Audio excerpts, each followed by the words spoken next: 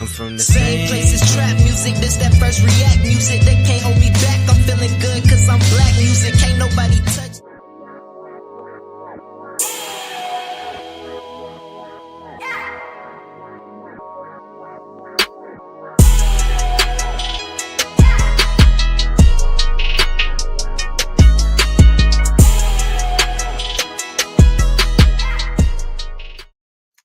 Good evening and welcome back to another episode of Cigar Sundays Live, where we define, examine, and analyze words, sayings, and phrases used in American culture. And tonight, we will be smoking on the word motivation. So grab your thinking caps and get ready to smoke on words with two big nerds, myself, Chef Earl Pearl at DBCHEFTV, and the God, Ali Dawood L at BK Farm. And we are the Cigarden Panel. Peace, God. How you feeling? Peace, guys. Y'all feeling pretty good. You know what I'm saying? It's stormy weather's out here, but we making it through the storm, right? Like we got ourselves in. We are batting down, so we good to go, man. How about you? What you got going on? Same thing, God. You know, just thankful for another day as always. Just trying to be positive, productive, peaceful, motivated, dedicated, and just being thankful, always thankful, because it's a lot of player hateration going on out here. Oh yeah, a lot of pocket watching, a lot of hate. A lot of hate, you know what I'm saying? Like the hate is unbelievable. You know what I'm saying? It's unbelievable. But but I believe you doing something right if you got some haters. I'm gonna go with the Cat Williams said, like, you got something right. You doing something right if you got some haters. So to those haters, and those congratulators, y'all, make sure to smash that like button and also subscribe to the channel and hit the notification bell so when we go live, you never miss an episode of Cigar Sundays Live. Also, head on over to www.bksoulfarm.com and pick up your copy of 10-16-160 Self-Sustainability by Ali Dawood L at BK Soul Farm. Link is in the description. Also, don't forget, we got same great ribs, next level flavor, Ribs on the Run 2.0, bold flavor, made to go, real ribs, real flavor, real good. Perfect for events, parties, catering, and more. You can contact them at 984-331-6946, or just go ahead and scan that QR code to get you in that Ribs on the Run 2.0 mode.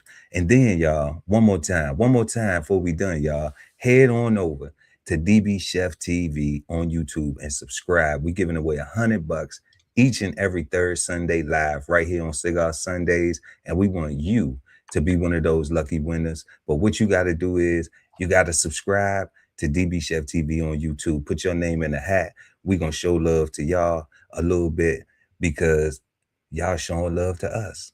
All right. So good luck to everybody, and go ahead and subscribe, y'all. And then don't forget, you can kick it with us on Kick. Right now, we streaming live on Kick at DB Chef TV. And then, like we always say, we got merch. Links is in the description. DB Chef TV merch and BK Soul Farm merch. And like we always say, if money's tight, it's all right. We're going to still love them if they do what, God? Smash that like. Smash that like button. Smash it. Smash it. Beat it up. Beat it up. Abuse it. Use it. All right. Stay motivated and dedicated, y'all. And we're going to get into tonight's smoke. We got 5 questions for the word motivation. All right. And our first question is, what do you think of when you hear the word motivation? Question number 2. Does struggle create motivation, or can too much struggle destroy one's motivation? Question number 3. Which do you think is the best form of motivation? Fear, self-reflection, or comparison, and why? Number 4. Is internal motivation or somebody believing in you more powerful? And then 5th and final, last but never least, Is the word motivation bad, good, or misunderstood? And we know what we ask you to do. Stick around to the end of the show so the cigar panel can let you know what they think, whether it's bad, good, or misunderstood. And also, y'all, smash that like button. We encourage y'all to follow in the comments, in the chat, you know, and let us know what you think. And we're going to respond back to you during the show. All right. Fair enough. We're going to go ahead and get into our first question. What do you think of when you hear the word motivation? The guy Ali Dawoodell at BK Soul Farm. Peace, God. Peace, God. So for me, when I think about motivation, I think about a reminder to never quit. A reminder to never quit. Okay. A reminder that I can't quit, right? Because I did wake up today, right? I do have an opportunity and a responsibility to be the very best version of myself, right? And at any point, if I forget to do that, right? Because you know, the only thing that beats that the only way you can fail is to quit, is to not try, right? And if you don't keep going, if you don't try your best, if you don't try to be your best, like you will die. Like that's why I say support your interests and live, because if you don't, if you're not motivated, no pun intended, but kind of really, then you will die, right? You need motion, like you need everything needs to move in order to create a current, to create a flow, to have some momentum, right? Like you got to move, and if you want to live, if you are alive and you want to stay that way, right? Then you got to remember that you can't quit, right? So that's what I think about when I think about motivation, a reminder to never quit. No doubt, a reminder to never quit. Man, motivation. We answered our first question, y'all. What do you think of when you hear the word motivation? Self-determination. Self-determination. I got introduced to that word through celebrating Kwanzaa. Shout out to Nana V. Hey, shout out. And having, being an athlete and different forms of motivation in that realm, being in playing team sports. Let me say playing team sports.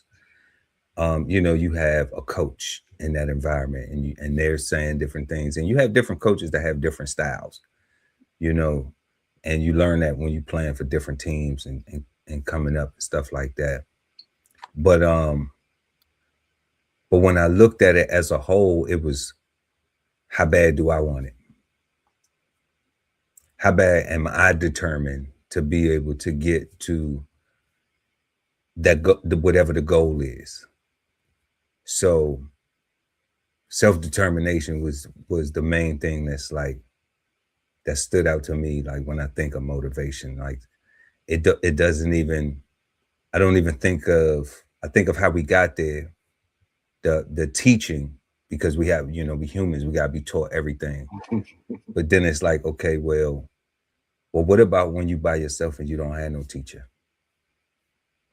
What about when it's all on you? What about when you have all of the tools, but you just, like now it's just like, okay, here go the tools, put it together. What am I going to do? Am I determined enough? Or do I need somebody to say, you could do it, you could do it? Like I saw that in my youth. And I think in developing, you needed that. But as you become an adult, like if you still need that, then like it's a you haven't fully, you're not an adult, you're just an older person, because the maturity is not there for you to say, I need to survive. I need to be self-determined. I need to make sure that whatever this is, that I'm doing it right, that I get it right, and I keep it right. Or I need to at least try. And no matter if I failed the first time, you know, that's just you gotta run that back. Yeah, just part of the learning curve. Like, I wasn't supposed to get it right the first time because it was new to me, you know. So this is part of that learning experience. And what I got to do now is I got to keep learning so I can get it to I can get that success. So I can get it to feel like, yeah, so I can feel good about it. So, you know, that's what I think of when I hear the word motivation, self-determination. Word. Shout out to Dr. Mo in the building. Peace, power, and profit. Peace. For sure. We appreciate you for pulling up. Yeah, y'all let us know what you think of when you hear the word motivation. And what we're gonna do now is we're gonna pull up the definition like we always do, you know, because you just heard us exchange our meanings of it or what we think of when we hear it, but that don't mean we right, y'all. That don't mean we right. Well, we gonna find out tonight. All right, we definitely gonna find out tonight, and we're gonna go ahead and add this definition up here so we can get to it. So we got motivation, and we are using the Merriam-Webster dictionary. All right, online, y'all, Merriam-Webster-dictionary.com. Dictionary/motivation, and we get the act or process of giving someone a reason for doing something. The act or process of motivating someone. Then we got 1B, the condition of being eager to act or work. The condition of being motivated. Then we got 2, a motivating force, a stimulus or influence, incentive, a drive. Okay. And yeah, that's all they're giving us on it right there. The active process of giving someone a reason for doing something, the active process of motivating someone, all right, the condition of being eager to act or work, the condition of being motivated, a motivating force, a stimulus or influence, incentive, drive. What you think about that, God? Yeah, I think that's all powerful, right? Like, I think you can't be lazy or you will die. Like, you will not get what you're looking for or anything if you don't have a reason to do something, right? If you don't act, you know, if you're not eager, right? If you don't have any like, can you imagine not having any incentives or any drive at all? You talking about being a bum? Nah. Nah, I can't even. Nah. I just can't. Nah. Just, and people need to, you know, we live in a very sensitive world. So what I'll say is that I'm not talking about a homeless veteran who's traumatized. I'm not talking about a homeless person who has tried and tried again, and now they just accepting being homeless because, you know, we talking about people who just are comfortable with cutting corners, trying to get, you know, all the glory and do minimal to none of the work. You know, we talking about people that want everybody else to have compassion for their situations, and they're doing their least to try to, you know, at least meet the standards. In fact, they're doing the most to go against the standards and do their own thing. And do their own thing. And hoping that you stay on the standards so that you can help their ass when they're in trouble. Yeah, that's a bum. Yeah, that's a whole bum. I can never imagine. And don't think it's bum ass dudes and it's bum ass women too, okay? So don't think that anybody and it's bum ass transgenders, okay? So we're leaving no bum unturned out here, all right, or Bum, non-binary people, bum okay? has no race, no gender, no Yeah, creed, yeah, none of it's that. bum Like, ass blacks, whites, blues, greens, oranges, I'm yellows, pretty sure reds. there's bum ass aliens, right? Like those are probably the ones they throw off the planet. They come here. Like, bum, get out of here. Go to Earth. You know, kick it with the bums. Kick it with the bums on Earth. They ain't doing nothing. They believe in time down there. Oh man, it's awful. But let's head to the thesaurus and see how motivation is given to us in the form of synonyms. And we have one word, as in incentive, something that arouses action or activity. All right. And then we get incentive, we get impetus, encouragement, stimulus, momentum, impulse, reason, boost, catalyst, spur, stimulant, provocation, fuel. What's that? Instigation? Yeah. Is that instigation? Yeast. Yeast helped the bread rise. I just made some pizza the other night. It was fun. It was phenomenal. I took the flour, threw the yeast in there with the sugar, the salt, mixed it up, put it in the garage, put the in my wife's cake thing, and it rose right. It was perfect. Came in here. I ain't had no rolling pin. I gotta give me a rolling pin off of Amazon, but I made do with the Yeti bottle. You know what I'm saying? I improvised. You know, just put a little flour on my Yeti and rolled it out. Boom, boom, and it was good. Dressed it up, man. Some of the best pizza. I could do a little bit better on my crust. I gotta get my crust game up. But yeah, it was, and it wasn't yeasty. That's okay. But yeah, we got the motive, goad, cause, incitement, shot in the arm. Wow, shot in the arm. I mean, that's an incentive. That definitely produces an incentive. That shot in the arm did producing. We just seen a whole pandemic go down with the shot in the arm was producing a lot of motivation for a lot of stuff, right? You know, ain't that the truth? All right. Then we got incitation. Is that right? Incitation? Incitation? Incitation? Incitation. Yeah, incitation. Okay. Consideration, inducement, invitation, spark, grounds, and okay, go ahead. Yeah. Antecedent. Yeah. Antecedent. We got occasion and the catalyzer. Any of these stand out to you guys in motivation? All of them, like it's pretty clear, God. Like what you want to do? Like, you know, what the old folks used to say, you gonna shit or get off the pot. Mm-hmm. Right, like I should have said that. I forgot about that. You know, they don't like what the old folks say though no more because the old folks ain't get it right. You know, right? Yeah, you know, because the young folks know better than the old folks, even though the old folks is winning. Facts. the old folks ain't running around saying it ain't no jobs. The old folks ain't running around saying it ain't this and then it ain't that. You know, so I don't know. I don't know either, God. Nah, I think all this is dope, and I think it all speaks to what we was talking about, right? Like you just can't be no bum.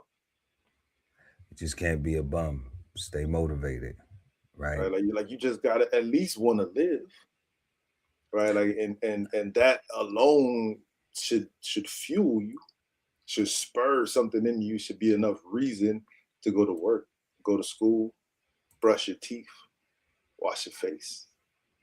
You know what I'm saying? Like, you should want to eat well. You know, you should want to live well. I would think, but if somebody else is gonna pick up the slack for you to be a bum, a bum gonna be a bum. I just had that conversation with a family member, and they was asking about people giving, and about family members borrowing, right? Like people calling you and be like, "Hey, can I borrow this?" Because they think you got it. Yeah. whether you have it or not. You know what I'm saying? It's just like, why do you think I have it? You know, why do you think Because they've been following you on social media, guy, and they know. like, because I'm posting videos with, you know, with You're a 50-60 superstar. with 50-60 views. Like, You post a lot though, so you're a star, like you uh, famous. I just want to know, are they subscribed to the channel? You know, help me get there, you know, before you Or start at taking. least are you sharing it? You know, sharing, are you smashing the like button? Probably not. They probably just looking as mofos. Mofo. Yeah. Yeah. You know, so, you know, whatever. Keep on watching. You know what I'm saying? Do we look good, mama? I'm on TV, baby. We looking good. You know, we got good skin looking good, teeth looking good, like it should. All right. I'm motivated. Right. So Definitely.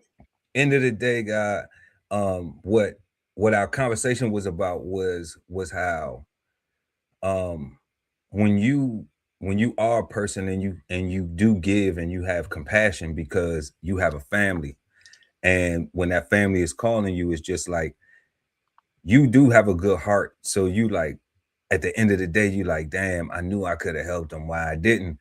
It's hard trying to implement that tough love sometimes, because you have a conscience of like, damn, you know, if they're gonna be messed up and I knew I could have helped them, you know, you might feel a type of way. And that's why I was just like, you know, so what I do is I try to help now, like, unless it's somebody that I know that is just yeah, you know, then what I try to do is be like, okay, I'm a I'm gonna help you get halfway there, because I'm not your solution. Because I don't want that person to get comfortable thinking that I'm the fixer. Because what happens is when you do that, then they'll do that. They'll keep coming back. And that's what I was explaining to my family member having a conversation, is that what we create being a giver is a person we enable the bumism. Yeah. We enable the lack of motivation, because what happens is they don't try to figure out their own problems and get a solution. They'll feel like, okay, well, I just call you and you will fix it. Because that's their solution. Because that's their solution. They don't want to put their brain to work to find another solution. They lazy, you know. I called you. I've been thinking. I figured you would. You got it. You know, like you went to college. You just using the military. You know stuff. Right. And what I said is like, and then when you keep giving, then you're supporting that. So now what you have is a give and a taker, until you realize that if you in a situation, you can't call them to do nothing for you at all. You know. So, you know, some people, and I was fair with it. I was like, and then some people will be like, well, they may not be good at that. You know, that may be their weak point or whatever. But it's just like, well, if they strong suit is some criminal activity or some foolishness, and I'm staying away from that, then I never have nothing to call them for, to be like, hey, you know, I looked out for you. Can you do me this solid? So if you in a position where you giving, why even give where you looking to get something in return? Give because you're gonna give. That's a fake ass giver anyway. That's somebody who thinking, oh, well, I give, like I heard a person say before, you know, man, I give the homeless people something because you don't never know what type of blessing God might do. So you ain't even giving, you know what I'm saying, out the kindness of your heart. You giving and hoping that you gonna get something in return. You know, that sounds so evil. You know, it sounds transactional. That's what it's so transactional. You know, does not sound like you really want to give this person something because you got it and can afford to give it away. That don't sound like faith. That don't sound like I know I'm all right, and and my blessings are gonna keep on coming, regardless of whether I help you or not. You know, regardless of whether I give it to you or not, my blessings still gonna keep coming. You know, and that's where I'm at with it. You know, but that's like, what abundance does, though, right? Abundance makes you realize that you're already blessed, and Already. they're gonna just keep coming. Like you ain't gotta get blessed. I ain't gotta get blessed, right? You ain't gotta. We stay blessed. We stay blessed. We stay blessed, you know, and we claiming it, you know, we professing it, and we doing the work too. We not just praying to our maker saying, hey, can you let it drop out the sky? It's like, can you give me the strength to do, the wisdom to guide me, to be motivated, to get there? And then I got to go and be motivated. You know, I got to go and do the work. I got to go and do the 1-2. I got to go and do the knowledge on it. I got to go and get the information and apply it. You know, it ain't like it's just going to fall from the sky. Like I ain't seen nothing fall from the sky but rain and snow. So we got motivation, the act or process of giving someone a reason for doing something, the act or process of motivating someone, the condition of being eager to act or work, the condition of being motivated, a motivating force or stimulus or influence, incentive, and drive. No bum activity. So y'all let us know what y'all think about that definition in the chat or in the comment section below, depending on when you're watching the show. And we're going to go ahead and get into our second question. Does struggle create motivation, or can too much struggle destroy one's motivation?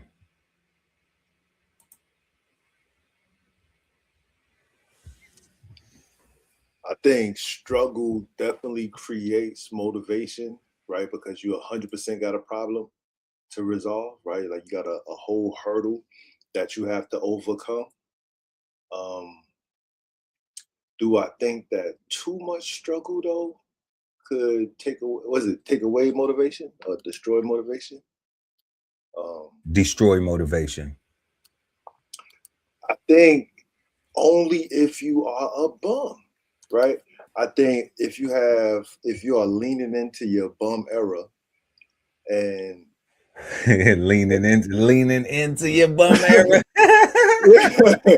No, so like I love it. Yeah, seriously, yeah. Lean into that bum. And you know, I love that guy because I can't wait. To sit back and talk about somebody and be like, they leaning into their bum era right now. That's all they doing.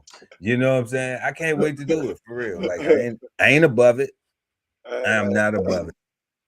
Like I said, I definitely think struggle creates motivation because you have a problem that you have to solve, and every adult, like we have to be problem solvers, especially as men. We have to problem solve, right? But if you have too much struggle and you have the spirit of giving up, right? If you have the spirit of give up, there could be such a thing as too much struggle, right? And I think that a lot of people give up not because it's too much struggle, but I think because they be comparing themselves to other people too much, and it's like that person is handling life better than me, so I should just give up if I can't do it like they doing it. Instead of doing as many push-ups as your arms could handle until you can get stronger, the next day or however it goes, however long it takes for you to get stronger. Like you just do what you can do and just keep surviving in your own lane. But I think that because there's so much social media, so much compare and contrast, that the whole grass is green on the other side is like, man, I ain't got nothing but weeds over here. I got a bunch of brown spots over here. Like it's never, ever, ever work. I'm just, man, F this grass, man. I ain't even gonna water it no more.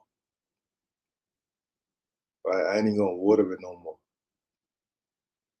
Right? I'm not gonna just keep what is green and hope that it grows over and spreads because I done kept it healthy, like it stayed green. I'm not gonna do that. I'm just gonna give up. Like if you got the spirit of give up, like you 100% leaning into your bum era, like That's what I'm saying. Like the spirit of giving up is leaning into your bum era, right? Hey man, hey, I told you we're gonna come out with a Cigar Sundays dictionary, y'all. I'm telling y'all, you know, we writing this stuff down. I'm telling you, we're gonna go back through all the tapes and get all these cliches and colloquialisms, and I'm telling you, leaning into your bum era, you know, giving up. Right. So that's what I think. I definitely think it creates motivation, and only a bum could have too much, right? Somebody that want to give up on life, give up on progress, give up on just give up. No doubt, no doubt. So right now, y'all, we are asking, we on question number 2. Does struggle create motivation, or can too much struggle destroy one's motivation? 2-part question, y'all. Does struggle create motivation? Man, I think it can. I don't always think it does. I think when people lean into the bum era, the giving up thing, that's accurate. I think that's really accurate. That's why I enjoyed it so much. Right. But I do think that it takes a person to identify that they're struggling. A lot of times when we see like I gotta go back to this personal conversation I was having with somebody about credit, with a family member about credit. Like, people will go out of their way to have a great job, to go to work, and I explained that this was me. This is how I know. Go to work, have a great career, and be proud of the work that they do at their job, or within their career. Be proud of the accomplishments that they make, but then won't take that same work ethic and apply it to managing their own finances or educating themselves in their own finances. At work, they know all the policies, they know all the this, all the that, but then they get their paycheck and they struggling. And even though it's a decent paycheck, they haven't invested any type of financial literacy into themselves, so that way they can feel just as good about what they do for their employer as they're doing with their compensation for that employment.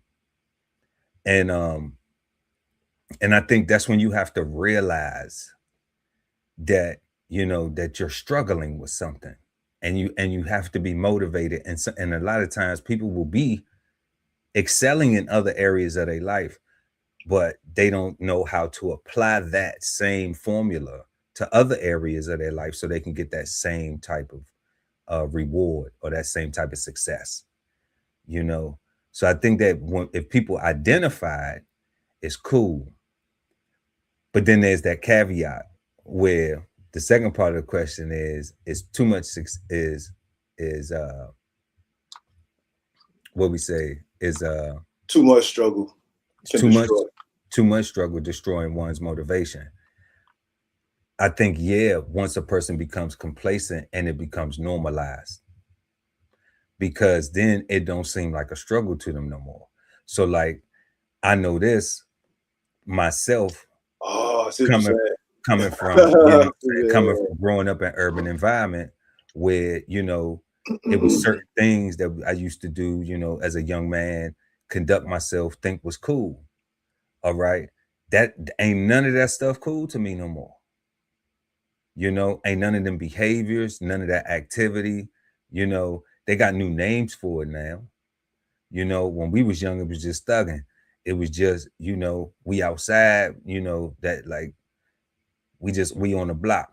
That's you know, and that's what we doing. Or we out here, we getting money, we in the streets.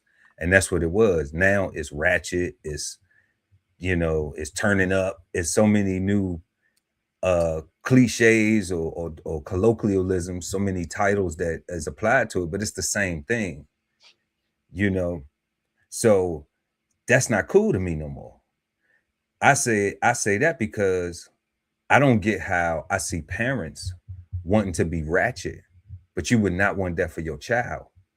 And when you set that example for your child, then you are saying that, well, if my child grow up to be if I allow my child to grow up to be part of the prison system, then I'm okay with that. So you're accepting that behavior now, and you're setting a stage for that behavior now because you don't want to implement any discipline.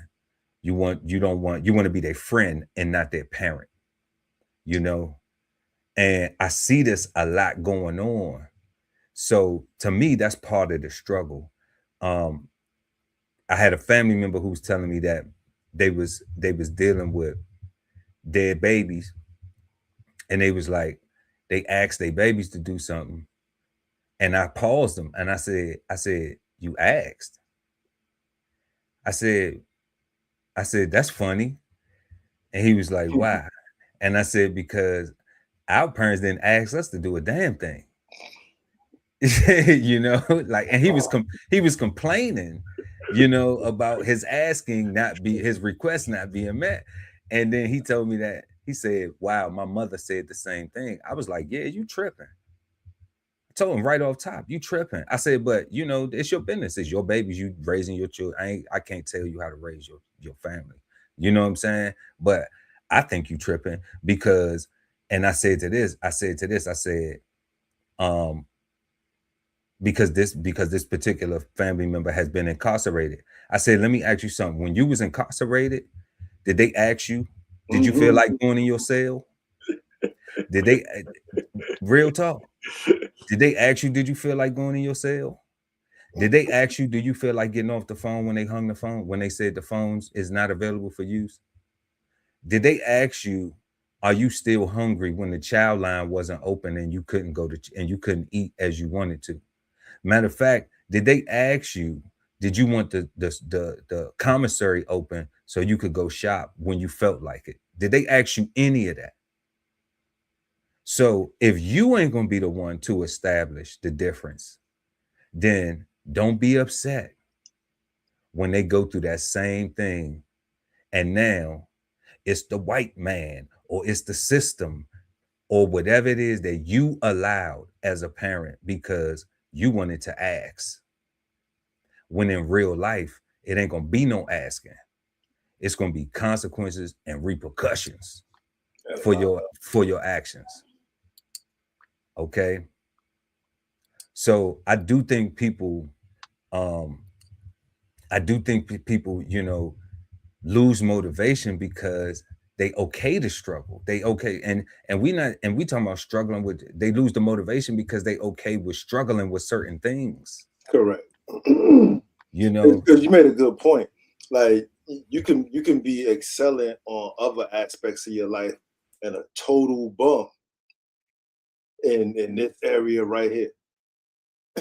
Right. And that's important, right? Like we ain't necessarily talking about, again, we ain't talking about homeless people, right? Like we talking about characteristics and character traits, right? And when you have a whole problem that you just choose not to address for whatever reason, right? Even if you think the reason is a good reason, right? Like you still gotta acknowledge the choices that you make and live with that, right? Like, because even with the family member, right? Like gentle parenting ain't a problem until you start complaining about it. Facts. And that's right. Complaining. And that's why I said, like, okay, well, you complain about it, so it's a problem. You know, it's cool until you start complaining about it. Once right. you start complaining about it, then okay, this sounds like a problem, right? But do you? But don't complain about it to me. And because I ain't gonna lie to you. Nah, like, because we both as grown men now, all right, made mistakes in our youth, right? We've been fortunate enough to be here. You know, he did some time, things like that, right? Okay. But at the end of the day, we still are gonna be held accountable to the same things that if them babies go out there and they mess up, they got to sell for them just like they got to sell for us. Okay. So if you know better, then why you don't teach them better, and why you don't demand better and allow yourself to be the bad guy? You know what I'm saying? Because if you the bad guy and you providing everything when it's time to go school shopping, when it's daddy, I need this, when it's daddy, I need that, when it's daddy, I need this, and daddy, they don't think of you as the bad guy. They not responding to your acts. And did you still not? Was it a consequence? Did they not get what they wanted for school? Did they not give it the is there any extracurricular activities that's cut off? Is there any this, that? Is there any consequence? Well, if it ain't no consequence, then just like anybody else, they're gonna be like, well, shit, I ain't getting in trouble for it. So they're gonna keep on doing it. But you're teaching that behavior. You're encouraging that behavior because you're not setting a standard. You know, and I said, I'm just sharing that with you because you complaining to me about it. to me. To me. Somebody else may say, well, you got to let kids be kids. That's a person that don't want to discipline their children at all. You know, that because there's a difference between allowing the children to explore and be, you know, and be kids, but then when they breaking rules and stuff like that, that's not good. Okay, it's supposed to be some type of structure to that, allowing children to be children. It's not when you hearing that they breaking rules and they doing stuff they ain't supposed to be doing. Okay, it's gonna be kids. Nah, because if the police get involved, then guess what? The law is gonna be the law, right? The police gonna be the police, right? But if we are practicing, don't give a reason instead of now you do something and everybody want to act like it's not that serious, but then the laws don't treat it like it's not that serious and they prosecuting to the full extent of the law. Then guess what happens? Now who looking stupid? Who looking stupid? Willie Love. Yeah. You know, and we don't ever want to look stupid. When did looking stupid become cool? Why are we not looking at that as that's looking stupid and that's not cool? You said, when did looking stupid become cool? I would say World Star. World Star? You might be on to something. Looking stupid became cool. World Star. Oh man, shout out to World Star Hip Hop, man. I used to go in there and watch stupid stuff. Yeah, so that's what I thought about it. Keep it a buck. I used to go in there and watch stupid stuff. But y'all let us know, does struggle create motivation, or can too much struggle destroy one's motivation? Moving to question number 3, which do you think is the best form of motivation? Fear, self-reflection, or comparison, and why?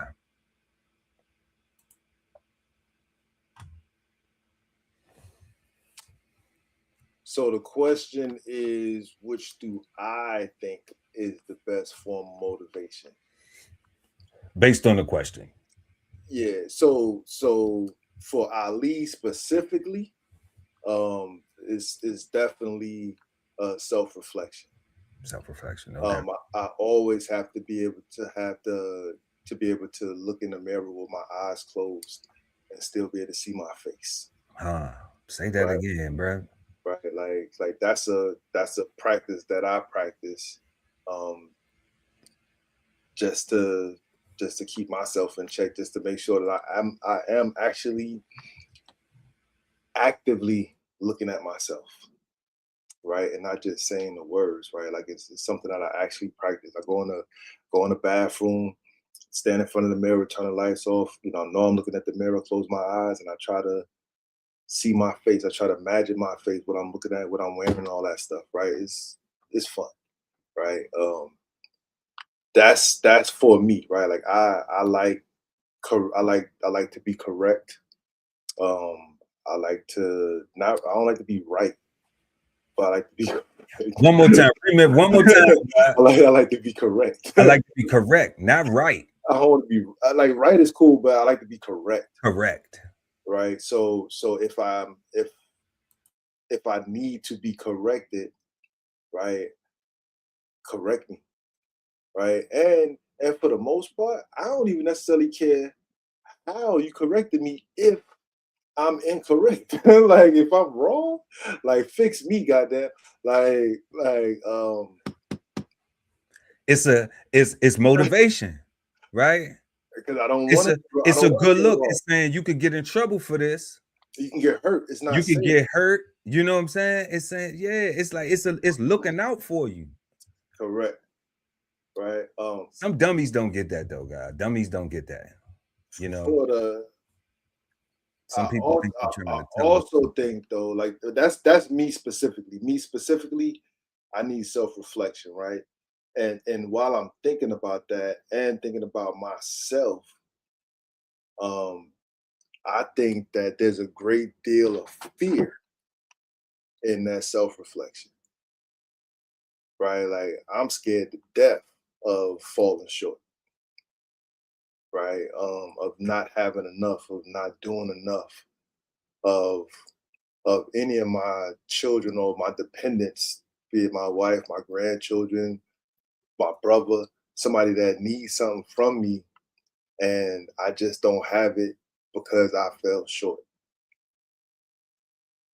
right? Or I'm not able to because I fell short. Like that's like that fear motivates me, and I think that for the great majority, fear is the overarching motivator, right? Because you know they don't want to lose their job. They do want to be in a better house. They worried about their spouses or their partners leaving them for somebody better, making more money, that looks better, or whatever the societal standard is that they trying to follow, right? Um, I think that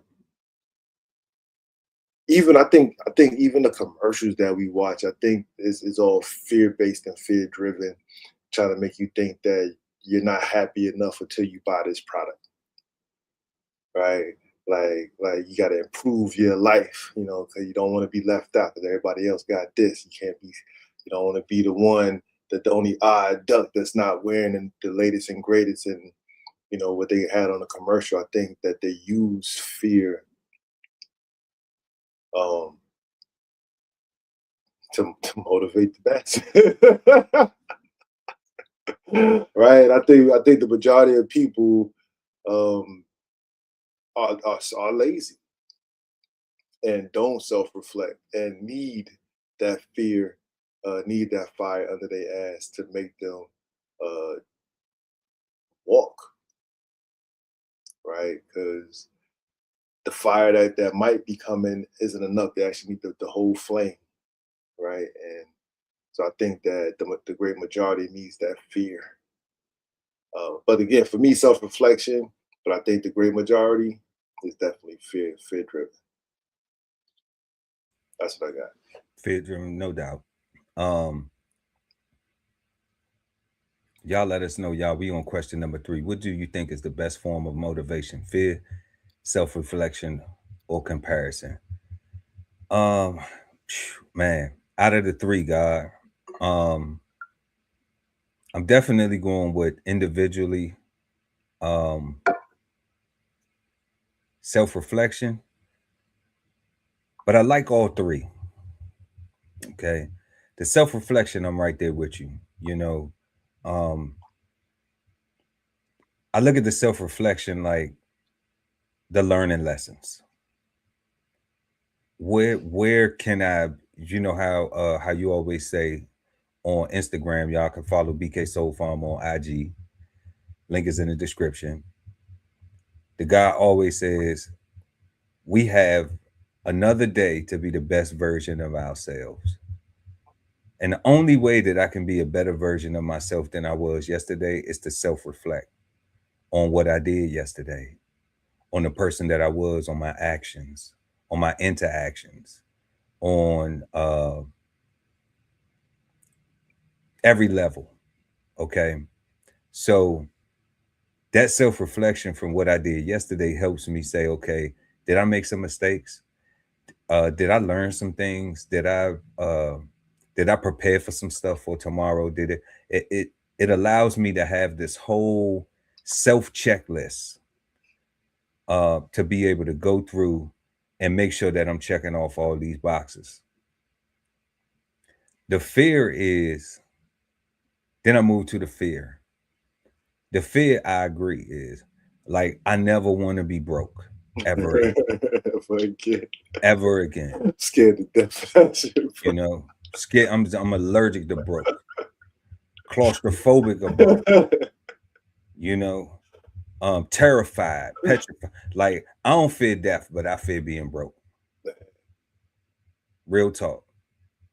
You know, so I'm just like, that is number one motivation, you know, like a motivational tool.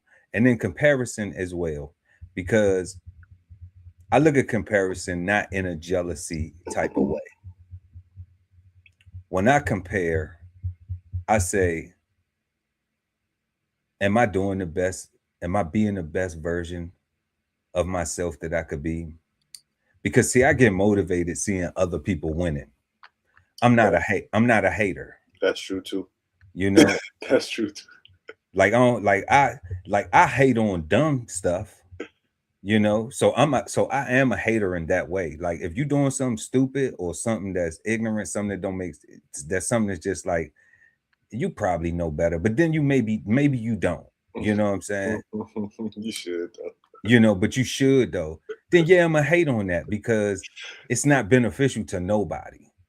You know, and like I just hate, you know what I'm saying, people who don't add to the environment in a positive way. You know, like, if the environment is better than where we came from, let's make it better. Let's strive to make it better. Let's not strive to bring the hood to Hollywood. You know what I'm saying? Unless we shooting a film, you know, for real. Like, if not, then it's supposed to be up from here, and like we keep going up. So I hate on stuff like that, you know, because I came from that. And it's not that I haven't turned my back on none of my friends, you know, that still are in love with the struggle. But I have set a new standard of just like, I'm not going to come kick it with you because I don't participate in the same things that you do. You can come kick it with me because when you come kick it with me, I'm in a whole different environment that ain't going to be dealing with none of that foolishness. So, and it's safer for me because I can have control over it. It's actually safe. Yeah. You know, so in my comparisons, when I see people that I think have something that is better, whether it is part of their moral character, how they conduct themselves, you know, then I do make a comparison. I say, and I used this the other yesterday on the Love Speak. I spoke highly of you, like I always do. My brother is married for 30 years. That is something that I admire. Okay, that is something that I aspire. That is something that motivates me. All right, that is something that if I was going through something in my marriage, I would call this brother, even if he ain't 50 years older than me, 20 years older than me. He got that experience. Okay. And in my comparison, it's a comparison of thinking my brother may have went through the same type of problem. Let me call and pick his brain. So I'm able to grow from that by having that and by not looking at it saying, oh, well, 30 years, blah, blah, blah. You know what I'm saying? Like pissing on it. Like I value it. You know? That don't mean he happy though. You're right. Oh, they've been together for 30. That don't mean he happy. That don't mean that you know, wishing bad. Like that's so corny, guy. And that's just so you know, like that's bum activity. So that's why I'm like, you know, comparison is good if you aspire, if you see something that is of value, in my opinion, is a value that you say, you know what, I can learn from that. That's going to help me be a better version of myself. That's going to help me with my situation. That's going to help me grow. And I'm comparing the fact that I'm not there. That's it. You know, And I'll take it to another experience, you know, like if somebody own a home, okay, and I desire to own a home. My comparison is I don't own a home, they do. I want to do that. I am comparing myself to them. I don't own one and they do. So do I have the ability to say, let me learn and let me call them and ask, hey, you've been owning your home for so long, you know, is there anything you could tell me about home ownership, blah, blah, blah?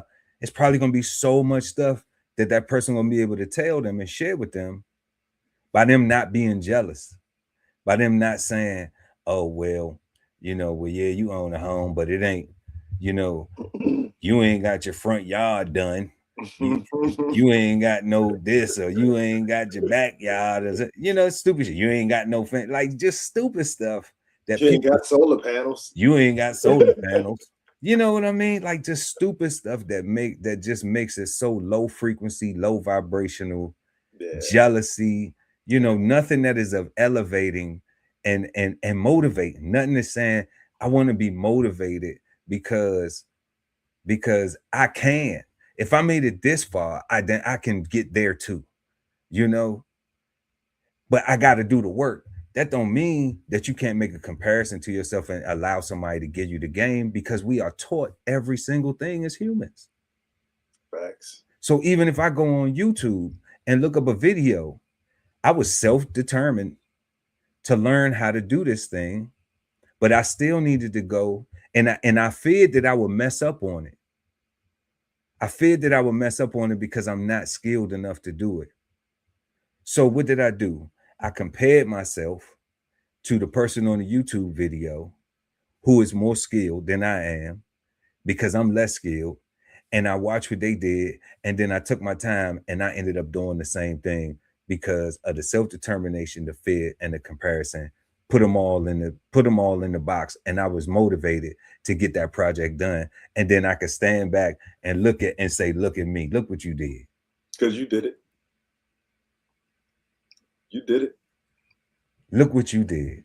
You got that done. And you took all these things that we would demonize, fear.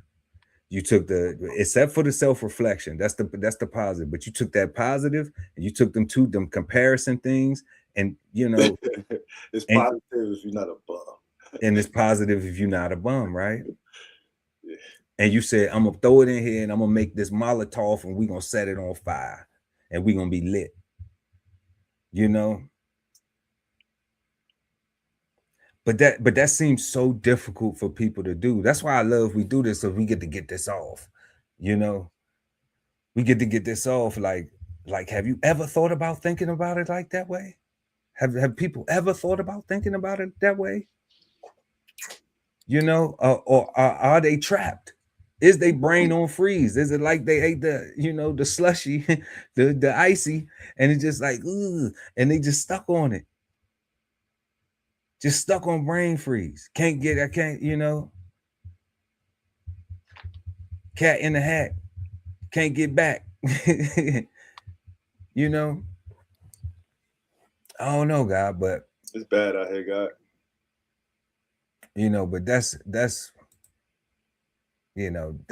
what I think is the best form of motivation, the self-reflection, you know, but I think you got to put them all in the pot. I think that because when I saw this question, God, I was like, oh, wow, fear and comparison. I was like, oh, man, that's kind of, damn, we should be motivated from fear. Yeah, I guess if I'm thinking where I'm gonna go with this. Like, I seen the hurricane. We both been in hurricanes and stuff, and you like, well, you feared so you try to go get all of the milk, bread, and eggs. On land and at sea, actually. On land and at sea. So it's like you feel like, okay, well, you got the hurricanes. Do you go and prepare for the French Toast Convention? That never happens. When the storm comes, everybody go buy the milk, bread, and eggs, like they having a French Toast Convention. But I never been invited, But and that was like with my friend. But then I'm just like, comparison though, like comparison is only negative if you hating on somebody. Correct. You know, if you saying like, man, that's fresh, that's fly. I don't got that. I want to, you know, where you get them shoes from, man, so I can go get me a pair. You might be comparing your man, them jeans, the way you know, if a young lady, you know, when young ladies look at each other with the makeup, girl, who beat your face? You know what I'm saying? My makeup don't be that good. It's not hating. It's only hating if you comparing like, oh, she got this a whole pile of makeup on, like, you know what I'm saying? So comparison ain't negative all the time. It's just the user of it. Y'all let us know what y'all think in the comment section or the chat, depending on where you're watching this at. Moving to our question number 4. Is internal motivation or somebody believing in you more powerful? That's deep, right? So just recently, God, I discovered the difference, that there is a difference between joy and happiness, right? And I found out that joy is internal and happiness is external, right? So when I think about that, and I put it to this question, which is more powerful, you believing in yourself or somebody else believing in you? I think that we 100% live in a society that preaches pull yourself up by bootstraps, but it's all about likes, clicks, and views, and the numbers have it. It's all about the algorithm, right? So to me, happiness weighs more, right? Having your surroundings, the people that you're surrounded by, support you or believe in you or give you good words is more motivating than folks telling themselves that they are enough to accomplish what they need for themselves. I think for me personally, like, internal motivation is good enough because, see, I don't know, because a lot of my internal motivation is about providing, right? So, I am thinking about other people the whole time, right? So, um, and if those other people uh, uh, bellies are empty, then my happiness is impeded, right? So I need them to be squared away in order yeah. So that's even more evidence that happiness is more, right? Because even for myself, my joy is easy for me, but I need my surrounding to be balanced as well. So I'm gonna say that external, people believing in you is more powerful, right? I think people get more juice. That's why personal trainers are so plentiful, right? That's why so many people cheat with their personal trainers, right? Because this person is telling them all the stuff that they just don't believe when they tell themselves, right? And this person fits the appearance of somebody that they want to be attracted to them, right? Yeah, that's what I think. No doubt, no doubt. Shout out Texas Taurus in the building. We smoking motivation tonight. That's what we smoking on. And Texas Taurus, peace, God.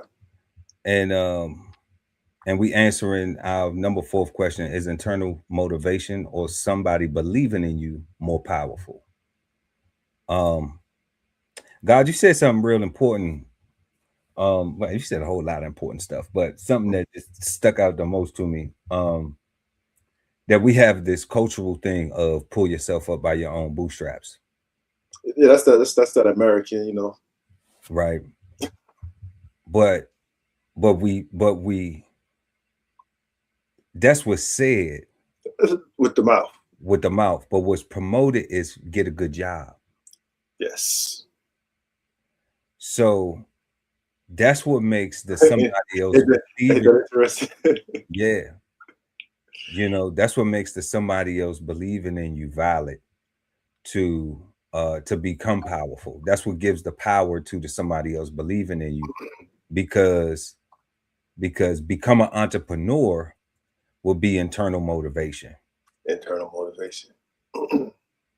You know, follow your dreams would be internal motivation. Now, if following your dream is, I want to be a doctor, but you don't want to have your own practice, maybe you want to do something working for people, you know, like, yeah, that's cool. You know, if you want to be a scientist and you want to go work for NASA and NOAA and all that good stuff, cool, no problem. You know, Yeah. right? But those things are still internal motivation, because I want to be a scientist. Yeah. You know, I want to go, and then it's not having those people believing in you. That is your own internal motivation, saying, I want to get to this point because, you know, I want my name to go down in the history books of something. You know, I want to create a new discovery, cure a disease. That's an internal motivation. You know, and you had to pull yourself up by your own bootstraps to do that. You didn't necessarily have to, you know, finish at the bottom of the class to go get a job. You know, for somebody else to believe in you.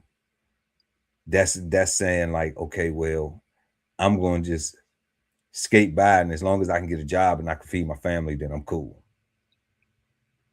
That's why I think that leaves that, in that scenario, it leaves that somebody else believing in you. But yeah. But I truly think that internal motivation is more powerful, because like I said, some important things you said. You said, I provide. I'm a provider. You don't need nobody else to validate you doing that, because you are internally motivated to get up and do whatever it takes to make that happen, regardless of any situation you got going on. That runs your clock, making sure, and coming from any type of struggle that you ever had, you don't want to go through them struggles no more. That's what I was just sitting here talking about with our last question. Like, I fear being broke. Terrified. Horrified. More than death.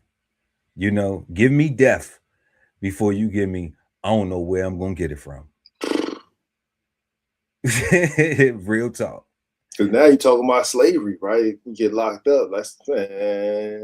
Yeah, like that ain't no good feeling for me at all. You know what I'm saying? I ain't never waiting on no check to hit. You know what I'm saying? We did that already. Way back in the day. Way back. You know what I'm saying? So we ain't never waiting on no balance to get on no bank accounts. We ain't never doing. We covered.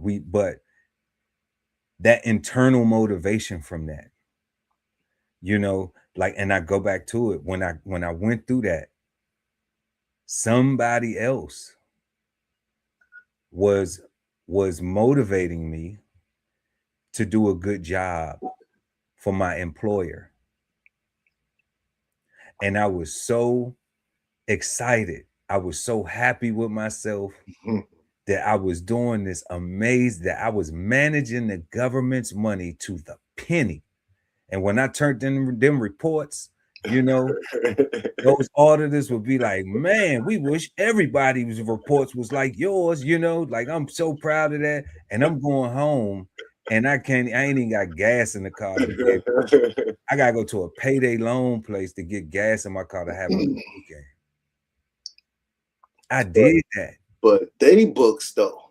But I'm gonna get paid again. The check gonna come. You know what I'm saying? But it ain't. I ain't gonna be able to do nothing with it, because I spent it 2 weeks, 2, 3, 4 last month. You know, it's been spent. You know, so now I got to get out the hole. I got the credit cards. I got to pay. I'm swamped. You know, and I'm just like, it was my internal motivation to say, I don't want to be going through that no more. You know, and a lot of people will see where you at now and don't realize like you may be in that space. But just because I don't look 50, don't mean that I ain't got them years of experience. Facts. So while you trying to guess how do this person acts? Because if you ask now, then you will be better off when you get to my age. Or you could just be a hater and, like you say, watch me win in your face. Because I'm going to win. Because I'm going to win. And if you're looking at as mofo, you going to watch. You going to see me. You going to see. And I'm going to do it with a smile every single time.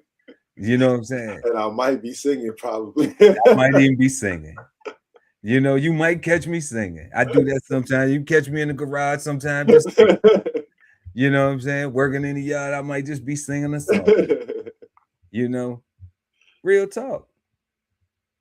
You know, I smile because I'm happy. I smile because I'm free. Ain't that right? You know, so I think that internal motivation can be more powerful if you know how to tap into it. If you're a person that says, you know what, I need this regardless of what anybody else think. I need to have this, and this is a priority in my life, and I need to make sure that I am maintaining this and prioritizing this and doing whatever it takes for this to happen. And nobody else is doing that for you, because it don't matter what somebody else can. Pearl come along, hey Ali, you want to go? Nah, I can't do that. Like, can't do that, bro. Like, why you even? Are you okay, Pearl? Why you asking me stuff like that? You should know I can't do nothing like that. You know? Then you gotta look at me side eye, like, why would you even come at me with something like that? You know, that's not my character. That's not what I'm doing. That's not what we into. I gotta stay focused. So another thing is surrounding yourself with people. Now, when we talk about somebody else but believing in you to empower you, well, what about the other people who believe in the empowerment that you have and want to support that and want to help build that?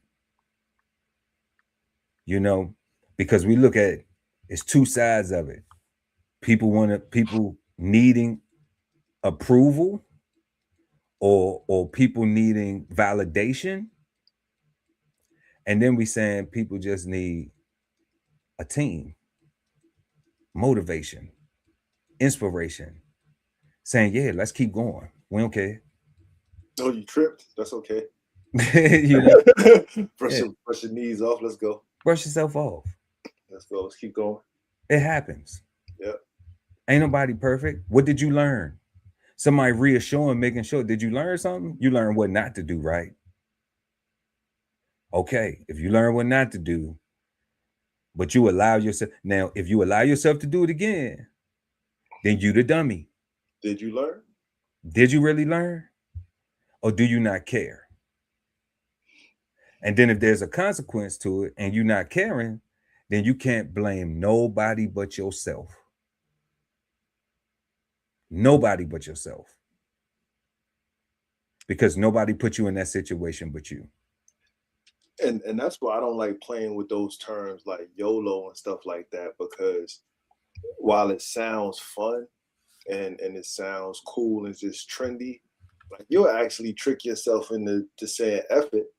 You only live once, and just start doing dumb stuff by accident, right? Just trying to be funny and trendy, when in reality is like you want to maximize this life you have, because you only live once. You only live once, right, Einstein? You know, it's crazy, guys. It's great. It's super crazy, man. Shout out to everybody in the chat, man. We got Dr. Mo in there talking about they believe in time down there, right? That's what the aliens saying, right? They believe in time down there, you know, because they did say that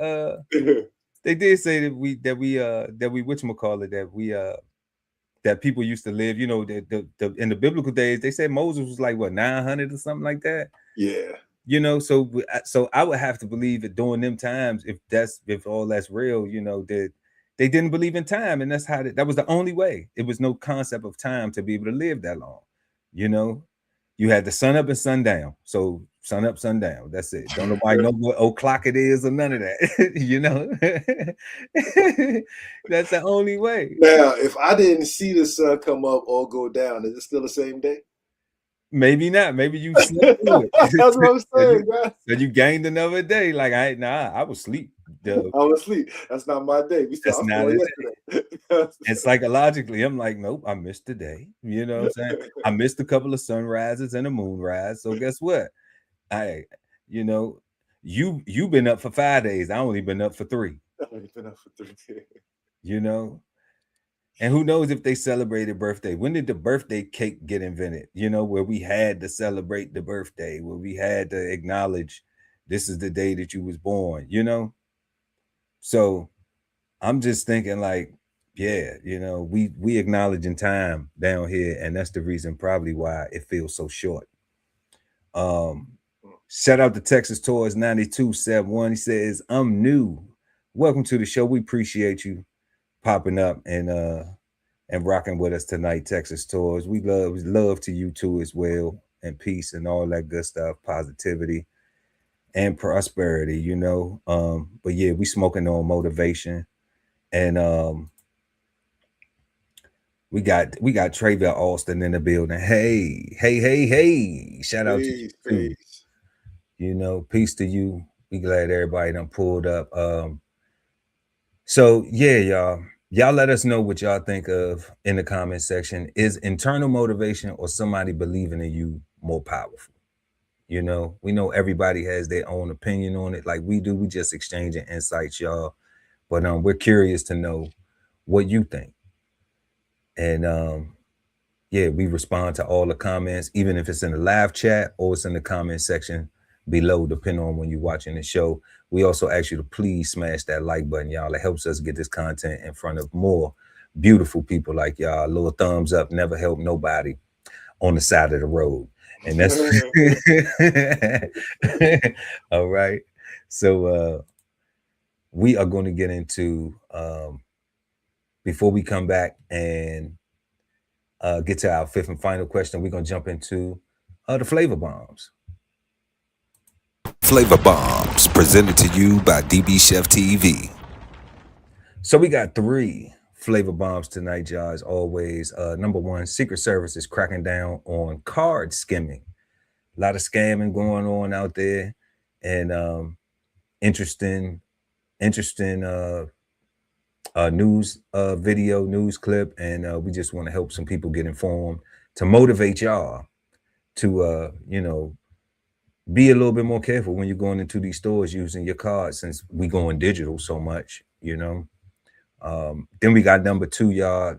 Sad story, but it's real. It's what's going on. A lot of these immigrations and deportations and stuff going on right now, and it's something that I don't think people are very mindful of.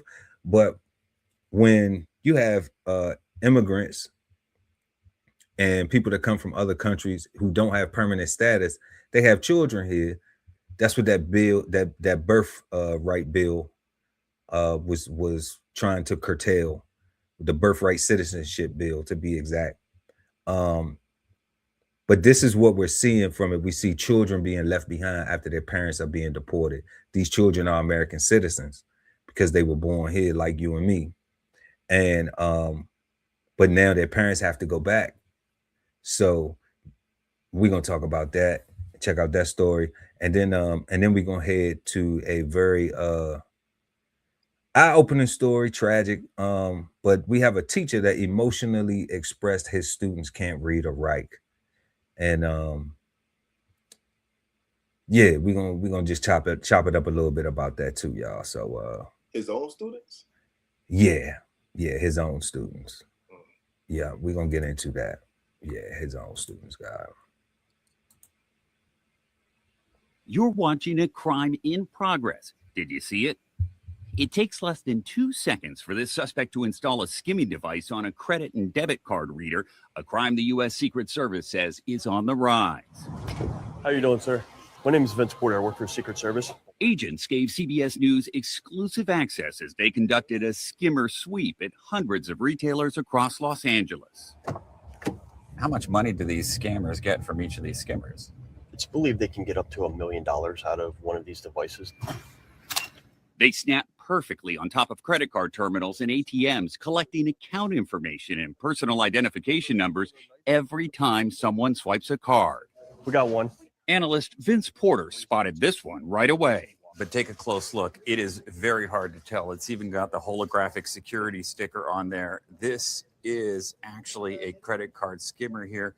And it's placed so securely, agents have to pry it off. Porter showed us the sophisticated miniature electronics hidden inside, including a wireless transmitter. Every time I go to one of them things, God, I always pull on it real hard. Yeah. I always, at the grocery store and everything. As a matter of fact, I pulled on one so hard one time I pulled it off the thing. I thought I broke it, but you know, but I don't trust them things for nothing. Dang. You know, and I don't like tap to pay. I'm so not a tap to pay person. You know,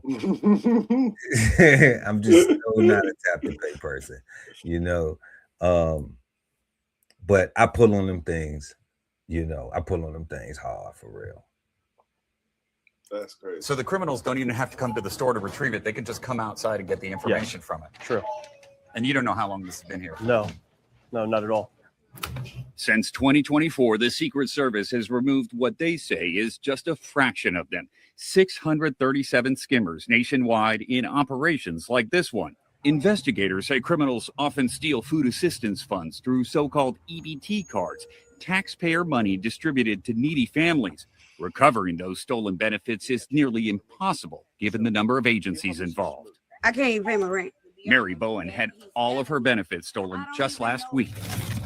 Money she uses to help feed and house her 6 kids. Literally, I've been getting food from my friends because I didn't have it. They took everything. They took it all from me. A CBS News investigation found more than 30 active federal probes spanning 15 states. The Secret Service estimates this crime costs more than $1 billion every year. The Secret Service tells us when they see these signs, they know stores like these are a target. They've got EBT written all over there. It draws the customers in, but it also draws criminals. That's because every month a single card can receive thousands of dollars from multiple federal and state programs. Food stamps, maybe Section 8 housing payments, all of that goes on the same card. Correct. Yes. It's a one-stop crime. And that's how this crime impacts all Americans. Even if they're not stealing your money, you might have paid for this with your taxes. Exactly. There's no doubt. So the best way to keep your money safe is to pay by tapping your phone or your card and never swipe it if you can avoid it. The problem with EBT cards is that most of them are swipe only. The Secret Service tells us international organized crime rings are often behind these schemes. Some scammers cross the border illegally. They tell me they even caught one trying to get into the U.S. from Canada on a jet ski. Carter Evans, CBS News, Los Angeles. That's wild, God. That's wild. Yo, I'm pro violence on those people, bro. I hate, man, people are already struggling. Like we already don't have enough. Like what we do have is already tainted and poisoned. And then you got these low lives just coming over that's here, that's just taking from people that ain't got. And I'm saying, like, why they not going to go to steal from the billionaires and millionaires and the people that really got it, right? Like, why they going? What happened to Robin Hood, right? You know what I'm saying? Like, what happened to Robin Hood? Like, and the Prince of Thieves, like, you know. Oh, we got the Prince of Low Life is what we got, and everybody want to be a low life, right? You know, and be dirty. Just it's just horrible, man. Like, I don't like that. Yeah, it seemed like you got to stay out the hood too. That's what it seemed like that they targeting where they take EBT at, but they take it at the grocery stores too. You know, EBT is taking a lot more places. Yeah. I didn't like the fact that they just put it on like little corner stores, bodegas, hood shops. But because that's where it would seem like where, and then they showed the sister with 6 children, you know, on assistance. And it's like, okay, is this who you're saying is the target group? In that article, are they saying that it's just EBT? You know, are they look? It sounded like he was saying whatever swipeable is the target, but he said use your EBT cards is where the most is where the because they swipeable and they not tappable is what and they not tappable, right? Yeah. So EBT cards are being targeted the most, and it's in places like that. Yeah, you know. So it is to what you said, like it's foul because it seems like that they're targeting the most destitute citizens of America, you know, are the people who need the assistance. And it's not people that's from over here, like it's people that's from that's overseas that's targeting. And it's like, come on, son, like you came all the way over here to target poor people, right? Like what kind of come up is that? Like our poor people are so rich compared to your poor. Like, come on, son, like that is insane.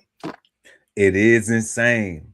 It's insane. It is insane, but let's look at it like this. Woo, you said something, God. It's the truth. You said something, God. You said something. You said something, right?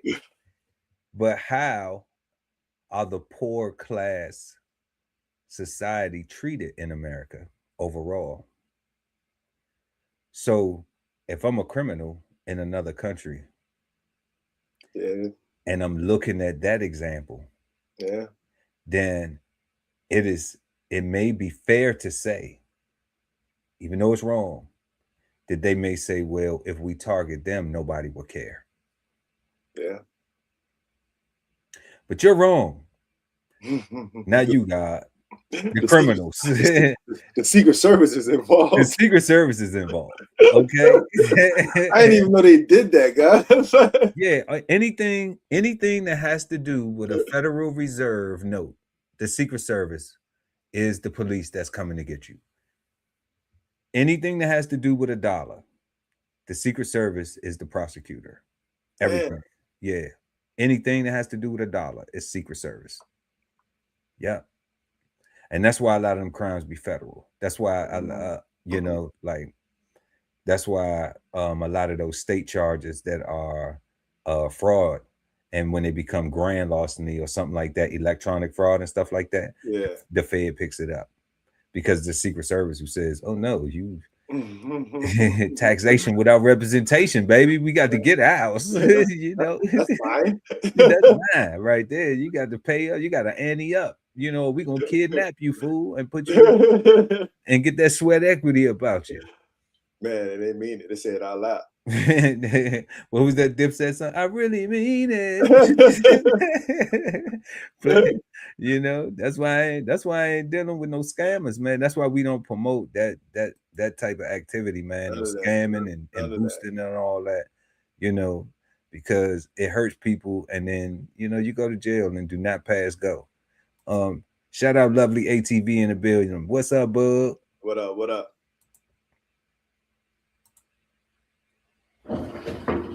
Two teenagers suddenly on their own. 19-year-old Dulce Zepeda left to cook and care for her 13-year-old sister Maria after their parents were deported. When we first met the girls in April, they were living alone in a Fort Worth apartment. Dulce suddenly forced to be a stand-in mom. You never know whenever is the last hug that you're going to have from your parents. You don't know. You never know how stressful and hard life it is without them. Their world changed in an instant last August when the family went back to school shopping at a Walmart in Burleson. ICE tells us Burleson police arrested the girl's mother, Daisy Munoz, for suspected shoplifting. The police department provided us only portions of the police report, saying the case is still under investigation. It lists suspected stolen items. Munoz tells us she and her husband just forgot about some items at the bottom of their cart and then tried to pay. The incident eventually landed them in ICE custody. The girls said goodbye in the store parking lot. Hugged me and told me to take care of my sister, take care of her, and she really loved me. And no matter what, just taking care of her because she was her little daughter, you know? After about 40 days, she says her parents were deported, leaving her to raise her sister, getting her to school on time while working at a Fort Worth McDonald's and selling her mother's jewelry, she says, to help cover the rent. The girls communicating with their mom in Honduras over video calls. What I want to know is, why is the case still open if they done deported them already? And how is that case still under investigation? Like, if they deported them already? You know, that's something that I'm just like, that really doesn't make sense to me. If they said that they locked them up, if the police came in and the reason why they had the interaction with law enforcement in the first place is because of suspected shoplifting, then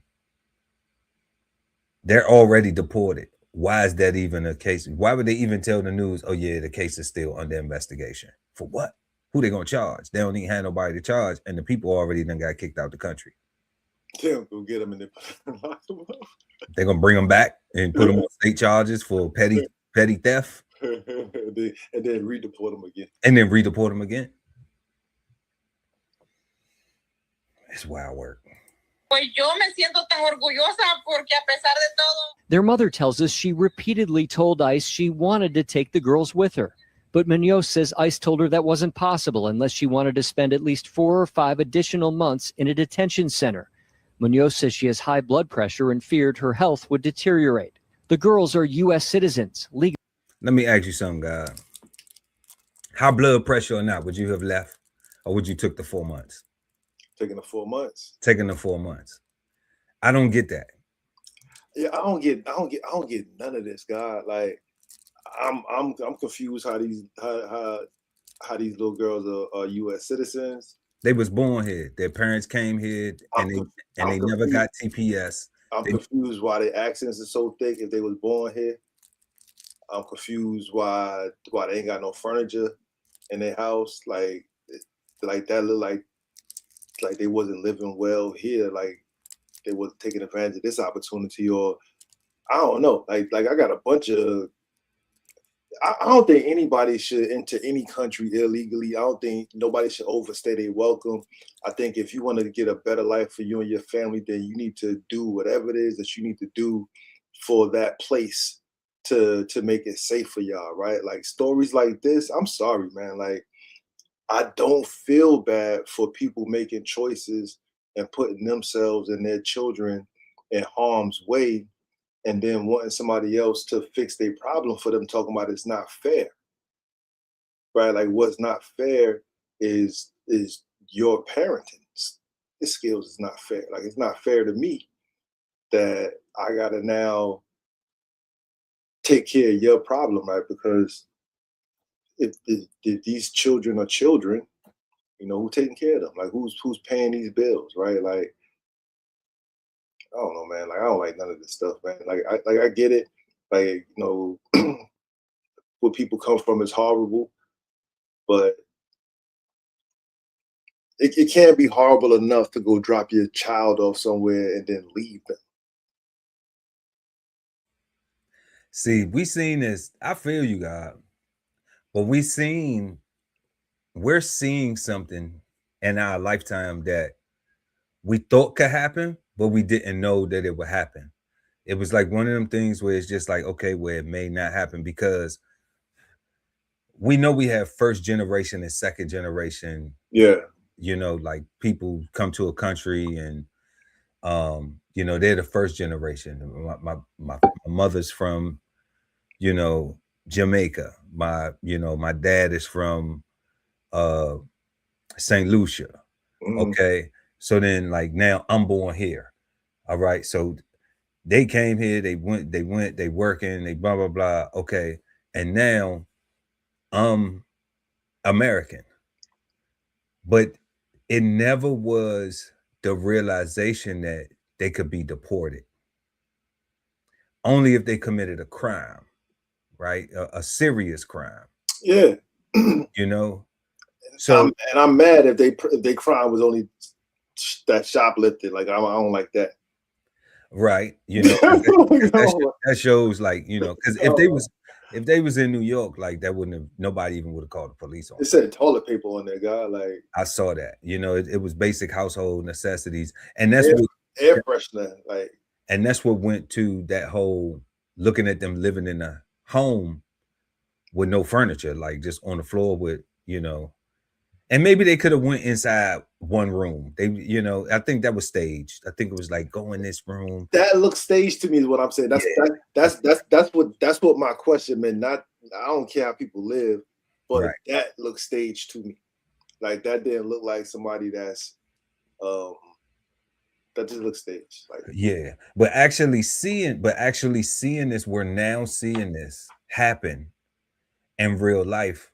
So, you know, since we smoking on the word motivation, we got to throw it in there. What is the motivation now? You know, like I'm sure the young girl, the 19-year-old girl, I'm sure now through this trauma and this experience, she should be motivated to say, I'm going to do whatever I can to, you know, be successful. So that way I can give my sister a good life. Okay. And we can be able to live to where we can go see our parents. We can afford to go see our parents from time to time because we're American citizens, you know? And like you even said with the thick accent, okay, a lot of times that is if you only hang with your friends, like, you know how communities be, like it's a whole little Haiti. I think that's crazy. It's a whole little I think that's crazy. It's a whole little Havana. Like what's the motivation for you leaving where you came from to come over here and retain all your differences? Like that's not trying to be American, right? Like that's not you trying to fit in or you trying to assimilate or you trying to do whatever. That's you trying to take it. If in Ali's vision, right? That's just you just trying to, you know, get in where you fit in and take advantage. Like I don't get it. But I guess, you know, you just be around all your same people and you just talk like that. And no public school, nowhere. You know? All right. Legally entitled to remain in the U.S. But when we met them, the family was trying to save enough money for a plane ticket for Maria to travel to Honduras as she desperately missed her mom. What do you think about the future? What would you like to have happen? To go visit my mom and dad. That's your dream right now? We are leaving children vulnerable in deeply precarious and uncertain situations. Zain Lakhani says thousands of U.S. citizen children have been caught up in the immigration crackdown. She studies immigration issues at the nonprofit Women's Refugee Commission. NBC5 investigates analyzed government data the University of Washington obtained through a Freedom of Information Act lawsuit. It shows at least 8,889 parents with U.S. citizen children were detained by ICE in just the first 7 months of the new Trump administration. The records make it difficult to determine how many U.S. citizen children those parents had, but the records suggest the number is between 12 and 15,000 kids in 7 months. Just to put that in context, that means 50 U.S. citizen children a day experienced the arrest, detention, potential deportation of one of their parents. 50 a day. And Lakhani says those kids are now at more risk because the Trump administration changed some language in what's called the ICE Detained Parents Directive. She says that directive used to require ICE to help parents facilitate plans for their children before deportation. But the new directive requires ICE to facilitate only when operationally feasible. Lakhani says that allows ICE to prioritize the need for speedy deportations ahead of arrangements for children, which can result in more parents leaving without their kids. So this is, in my view, very much a new family separation crisis. In a statement, an ICE spokesperson told us ICE does not separate families. Parents are asked if they want to be removed with their children, or ICE will place the children with a safe person the parent designates. We asked ICE about Dulce and Maria Zepeda and their mother's claims that ICE would not help reunite her with her children without extended time in detention. The agency did not answer those questions. In a statement, ICE confirmed agents arrested Munoz in August of last year, referring to her as a criminal alien due to the suspected shoplifting incident.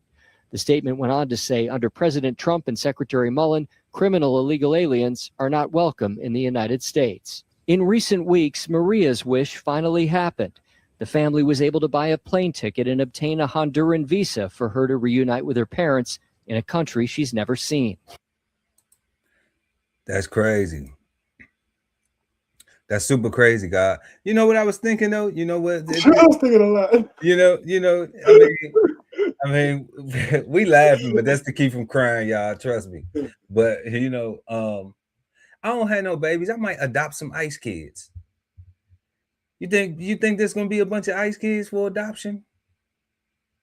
I might adopt some ICE kids. Adopt some ICE kids. It sounds funny, though. You know what I'm saying? I might have to talk to my wife, see if she want to adopt some ICE kids. You want these ICE babies? Yeah, ICE babies. You know what I'm saying? ICE baby. because I'm serious. Because I'm just like, man, like that. They're not gonna. Their parents are not gonna be able to come back over here. They're not gonna be able to come back over here. Yo, God, like, is American jails worse than Honduras? Like, if like I'm just trying to figure out, like, if all I need to do to get my babies is to do another 4 months in American jails before they send me back to a place that I fled from because they don't have enough of anything for me. And I say, no, I don't want to do those 4 months in this American jail. Send me back to my country that I fled from and separate me from my children. That just sounds crazy to me, man. It do sound crazy. I don't understand the logic. I don't get it, man. I heard her reason, you know, but there was a father too, you know. So I heard the reason. They said the mother said her heart medication or whatever, okay, or her medical. She said a heart condition, you know, whatever. Yeah, but they give transgender medication in prisons. Facts. So to me, I'm just like, I don't get that. I don't get the fact that you would just leave your babies at all, God. Like, and that's my thing as a dad, right? And I don't understand how anybody goes to a whole nother country illegally with people that depend on them and don't try to do everything possible to make it safe for everybody. Right. Right. Not just get by, not skate and get over, not do some under the table. I ain't got to pay taxes. Aha, look at me. I'm getting over on the system crap. But like, what do I need to do to make it so that I ain't got to worry about this? Like, cause if all I got to do, if my only issue about getting deported or my only worry about being deported, if I do something criminal, I just got to not be a criminal. Like, that's not hard. But that's what it used to be. I'm just saying. Like, it used to be that. It used to be where you didn't have to, where as long as you weren't a criminal, then you didn't have to worry about that. You know, you didn't have to worry about having an interaction with law enforcement where you broke the law and that would violate the terms of your TPS. Okay. But when you have the new administration, the way they came in is now like, they like stop all processing of all applications, and everybody who don't have their application in by this date, you know, well, who isn't already slated to get a stamp for approval, throw them back in the bin and get them up out of here. And anybody else with a new application, get them up out of here too. Don't even let them apply. If they show up and they like, oh, we trying to, nope, you ain't even supposed to be here. You gone automatically. Automatic U-turn, straight to ICE on a plane. You gone. So that's what's happening now, and that's why I was talking about, like, we living in a time where we getting to see it, where we getting to see those things change, where people could immigrate, go through the be given temporary protective status so they could participate in an economy, all right, start a quality of life, and then eventually their paperwork get pushed through. And it's kind of like that scene in Scarface where you're like, I got a green card, I got one too, look at the picture, you funny looking, you know, right? And no longer is that the case. No longer is that and it can be an American dream for an immigrant, you know.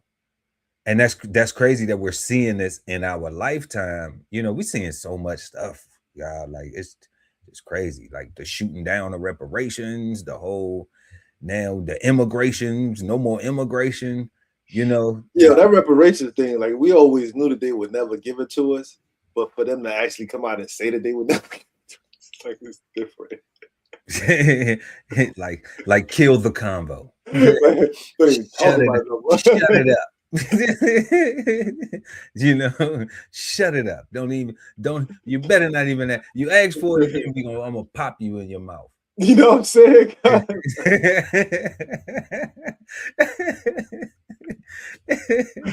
People are awful.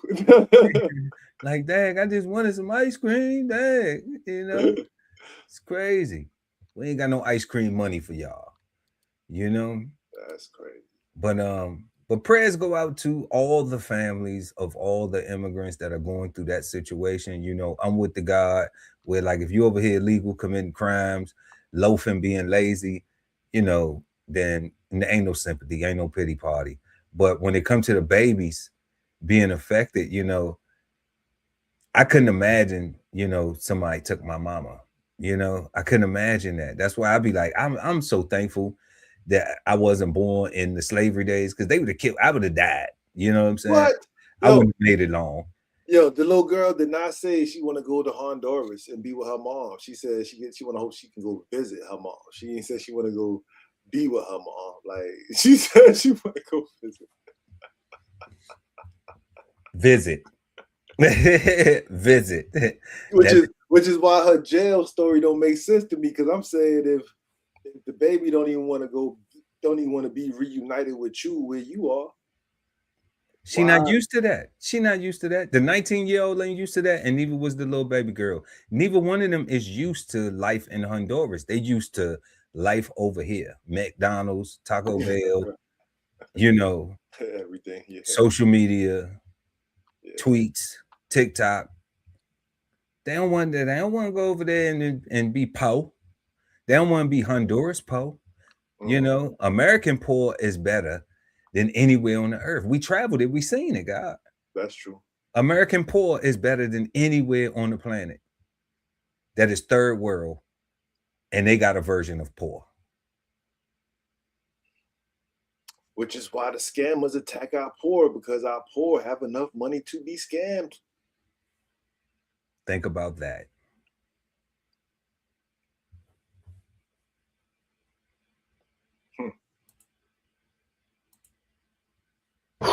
So I am on my lunch break. It is, I don't know, 11:30 or something like that. And I just finished a 3-hour class. We have what's called block, and block is where first and second periods are combined for subjects that need it. And so I literally broke down in the middle of class because I'm teaching seniors. These kids are leaving high school and going to college, hopefully, after they finish. We had 2 paragraphs to read, 1 sentence complete to write. I gave them the sentence stems. I basically completed the sentence for them in the model. These are 17 and 18-year-old kids, and they couldn't fill in 4 words. 4 words. I gave them the scenario. We annotated together. I gave them the answers before we even had the problem. And they couldn't do it. I don't know. I simply don't know where the problem is. This is only day 2. And I have seniors who simply cannot read and seniors who cannot write. They cannot write. They can reason. They have the ability to defend their reasoning if it's talking to their homeboy, but applying that to a written text, 2 paragraphs, and they couldn't do it. Our young black men, our young brown men, our young black girls, and our young brown girls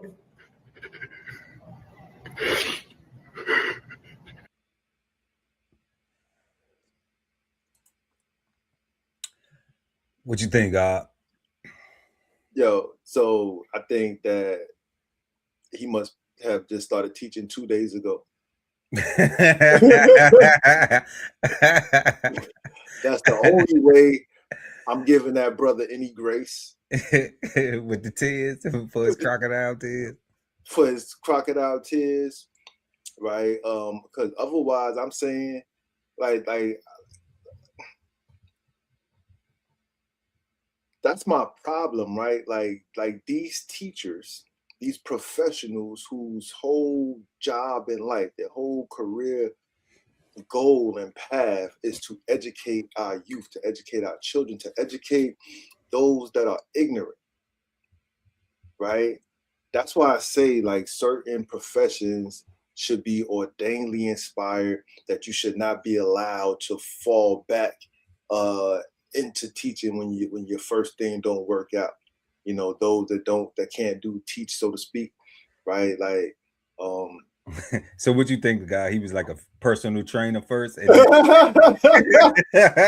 and now he a teacher. So now he's so trauma. He's just like, it's the second day. It's the second day. And I didn't realize what they meant by no child left behind. We left them behind. We left them behind. And they in the 12th grade. What am I gonna do? You're gonna pass them illiterate children and help them walk across the stage so they can twerk and they can dance and they can do everything else, because that's the way the system is designing it. Right. Yo, and another thing is like that's why I said like these teachers are quick to blame parents. The parents need to be doing this, the parents need to be doing that. And I'm saying, as a parent, I'm not a teacher. Right? Like I have not been in school. I don't possess the techniques, the tools, the knowledge, the know-how to teach in an impactful way consistently, so that lessons could be, because if I did, I would just teach my children myself and won't even bother with this system. Right? Like we did with my youngest, right? Like we homeschool, but we actually had to do that. Like that was like that's how I know what I'm saying is right, because that was like a whole thing, that it wasn't just, oh, you're not going to school no more, here's the computer, homeschool. Nah. It was like, all right, so we're not going to school no more, so one of us got to do this. Mm-hmm. Right? And this meant that I got to learn this lesson, right, so that I can make sure that you can understand it when it's being taught to you, when the information is being on the screen and you say, Mommy, Daddy, what does this mean? That I know what it means because I studied the material beforehand, right? But that's the parent homeschooling. Like that's the parent learning how to become a teacher, right? So if I don't have, if you don't have the the place and space to make yourself become a teacher at home, right? Because you are so busy trying to get your financial literacy on and trying to, go from paycheck to paycheck, and you actually send your child to the professionals, and the professionals are not ensuring that they can read and that they can write and that they make it all the way to their senior year.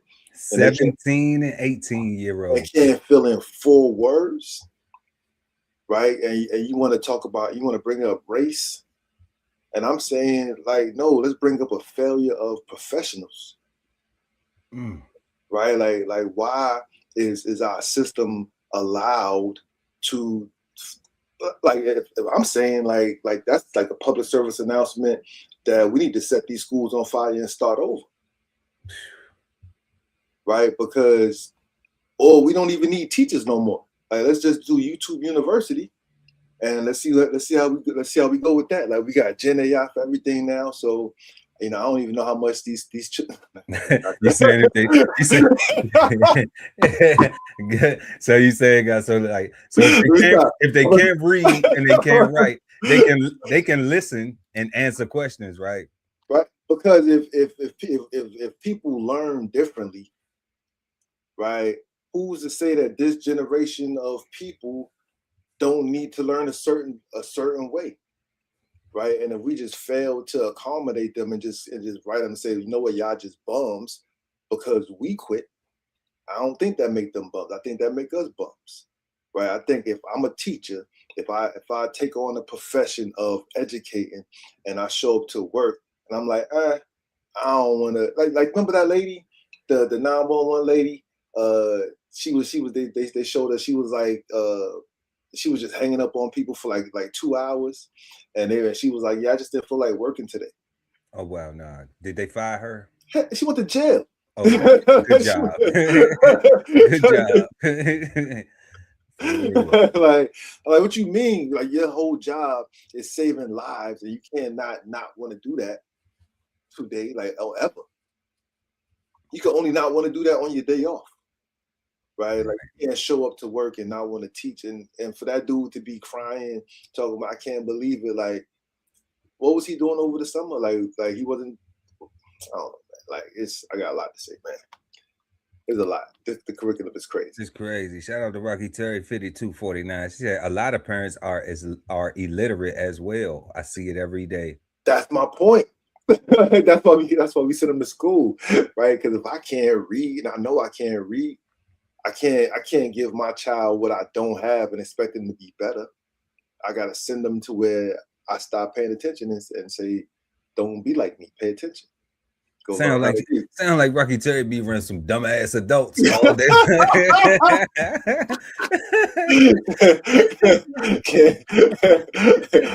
Can't nobody read those eyes. And they little dumbass kids. No, man. Like, we laughing, we making jokes, but that ain't funny, man. Because that was sad, man. Because the youth are supposed to be our future, So if they are having difficulty, and we seeing this brother up here crying and crocodile, I don't even know what to do. Quit your job. And that's what it looked like to me. It looked like he's looking for consent to quit. Right. Quit your job then. Like, he is not motivated to teach. Like, that's what I'm seeing. I'm seeing a lot of teachers that are not motivated to teach, and they just expecting the children to be better students and expecting the parents to be better parents. And if, like Rocky's saying, like, if the parents are illiterate in the first place, like, they are being better by sending their children to school. You would think, but not if the school is saying no child, like you said, we need to burn it down, right? Not if the school is saying no child left behind, and they saying, well, these comprehension tests and these arithmetic tests aren't important. Just do they get the gist of this thing, and then that allows them to pass to the next grade. The gist, right? So if these are the standards in the school system, then I don't think he lied. I don't think he was looking for a viral moment. No. But he also didn't represent, I think, as a man would represent and be like, man, I got some work to do with these babies. You know what I'm saying? But like, that's the truth. But I'm pissed off that, you know, that we allowing this to happen as teachers, this No Child Left Behind thing. Like, he ain't point out the fact that it's no way that them children could have made it to the 12th grade at 17 and 18 years old without that function. He sounded like he gave up on them. You know, because even if he didn't say, what did they, you know, even if he didn't even try to say, what are the parents doing there? They helping them with homework. I heard they don't even be sending babies home with homework no more. That's rare, you know? So it's crazy. But if that's our future, you know, we're in trouble, guys. If that's the future. Because the teachers are yeah. The teachers are crying. Yeah. The teachers are like, I don't know what to do. The teachers are pulling out their hair. Give me about 30 more years, man. I'm up out of here, man.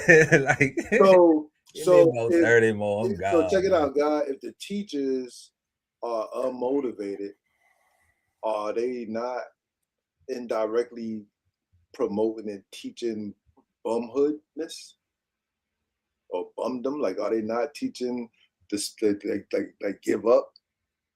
Like, it's because that's what I saw. Like, I saw him like give up to me. Well, what they are reiterating is no accountability. No accountability, for real. And then we're creating a culture where if you call somebody dumb, like we up here having fun with it, but if you call somebody dumb or illiterate, or say, well, you can't read, you know, then you're wrong for pointing out the truth about that person. And I don't see jobs that are being created. I don't see, with the AI revolution, a structure that's being created to facilitate these children that lack this level of comprehension. So how does that look for them when we talking about being bums, creating bums, a bum school system, you know, that is fostering this narrative, facilitating it? What does that look like for the babies for the future? You know, how are they supposed to have a future? What are they supposed to look forward to when, of course, knowing that they can't read, knowing that they can't write, they're also going to have some type of psychological anxiety about that. And inferiority and all that. You know, because they'll be around other people who can, if you ever put them in an environment, they're not going to be the ones that want to step up and be like, you know, well, let me read. I remember, God, when I moved to Atlanta and I was in the 10th grade, and when I got in my English class, the teacher used to always make me read, and I hated it. But what I didn't realize was that she made me read because I articulated words. I learned to read in the North. All right. So I articulated words, and she was so, and I knew how to read real good. Okay. You see me read now, like we read pretty good. Some words I ain't quite good at, you know, but we can articulate it and we can get it out when we focused, right? So she used to force me to read. You know, I didn't even appreciate that till later in life. I didn't even appreciate the fact that she wasn't picking on me. She enjoyed hearing me read because all the other students in the class had problems enunciating and pronouncing the words, because the system was allowing them to pass through the different grades without being literate enough to read the text of the books, you know. So it's just one of them things where I'm just like, man, we need that type of motivation. We need that to come back. And the only way that comes back is with homework, is with practice. Read this. If he can look at his 17 and 18-year-olds, then that brother should be going to the school board saying, I got a classroom full of 18 and 7 full of 17-year-old and 18-year-old young adults who cannot put together a sentence. They cannot read, and some of them cannot write. This did not happen over the summer. No, they wasn't good in 11th grade reading. They wasn't good in 10th, 9th, 8th, 6th, 7th. And then got all the way here and then just forgot. Right. So we need to do something different. You know, we need to focus on this. How can we focus on this? What can we do? What can we, you know, what do we have? What tools do we have? Well, we ain't got to spend no more money. Maybe we can just restructure something that we got going on internally now. So we don't even have to get no more budget. We don't need to ask nobody for no money. It's just something that we need to do within the curriculum, do a restructure, you know, but they got to want that. And I don't be thinking they wanting that enough. I think he crying online, but he just going home like these dumbass kids. Yeah, because I feel like to your point, right? I feel like he's saying, like, you know, if the parents wanted it enough, the parents would do what you just got finished saying, instead of him seeing that, like, he's in a position to, like you got the power. He on the front lines. Right, like you the one that know exactly what it is that like you got the education, you got the desire, right? You got the tools and you got access to actually make it to where it needs to be, right? And you know who you need to talk to. Like, parents don't know any of that. Like, parents just know how to complain to the principal and to whoever. You know what I'm saying? Like, we don't even be knowing what the right complaint that we need to be saying is to make things happen. We just know if we complain enough, you'll do something because you get tired of seeing us, and you might get scared that I'm actually gonna call my attorney. Yeah, or get punched in the face. You know, depend on the parent. Right, like, but you know, that's why they got the police there, so they ain't even worried about that no more. It's crazy. Yeah, but yeah, y'all, that's what we dealing with, man. And if you know some young people that can't read, man, encourage them. You know, help them out. Don't we? You know, we sit up here clowning, but at the same time, you know, it's not cool, man. That's our future. You know, the babies, the jits, you know, without them, and everybody ain't gonna be a streamer. Everybody ain't gonna be a rapper. Everybody ain't gonna, you know, well, it might. The strip clubs might still be, you know what I'm saying? The strip clubs and the twerks, you know, they might have a whole bunch of, they might have new prospects. But I mean, we ain't encouraging that either. We want people to be married and have families and things like that, you know, lasting partnerships, all that, and be productive. And you can't do it if you can't read or write. It's impossible. You know, it is impossible. Very, very sad. But you've just been Flavor Bomb, and now back to our show. Yeah, y'all. So we've been smoking on motivation tonight. And we are at our fifth and final question. Is the word motivation bad, good, or misunderstood? The God Ali Dawood at BK Soul Farm. I'm a lifeaholic, God. Motivation is good, right? Like the definition, the thesaurus, my understanding of it, your understanding of it. Like even the questions and I build on it. Everything that I'm seeing is good. It's all good. No doubt, no doubt. Man, I'm gonna say it's good and it's misunderstood, because I think that the misunderstanding of it is people misinterpret motivation as telling somebody what to do or trying to control them. You know, or yeah, I think that that's what sometimes motivation gets misinterpreted as. And because we in a world where, you know, people have a problem with how things are said, sometimes not what's said, it confuses the situation. You know, it leaves a lot of room for confusion, and then it gets misunderstood. A person won't realize that, like, nah, like, I'm not trying to tell you what to do. You know what I'm saying?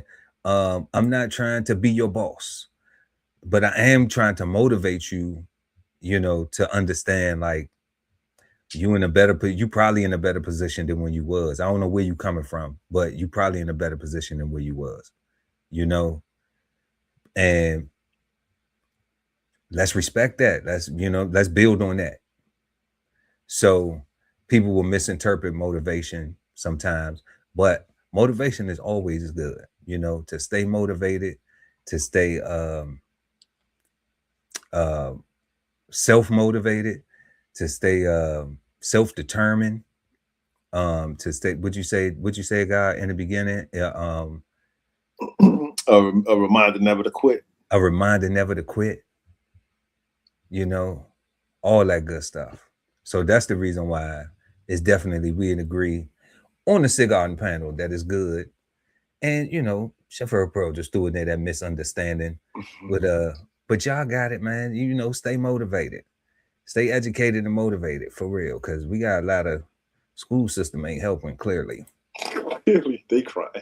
You know, but yeah, y'all, we smoking on the word motivation tonight. And our first question was, what do you think of when you hear the word motivation? Number 2, does struggle create motivation? Or can too much struggle destroy one's motivation? Question number 3, which do you think is the best form of motivation? Fear, self-reflection, or comparison, and why?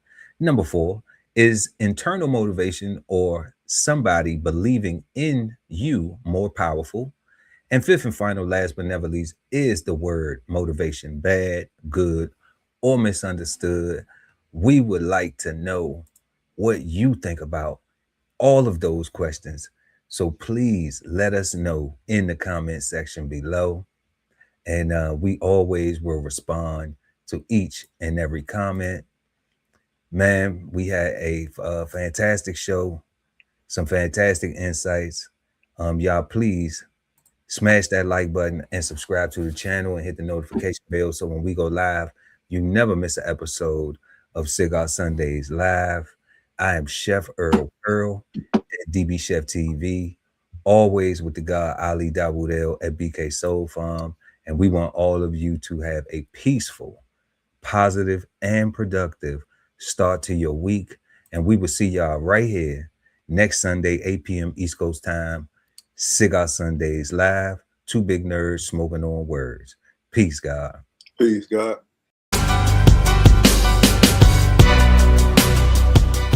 BKSoulFarm.com, 1016-160 self-sustainability.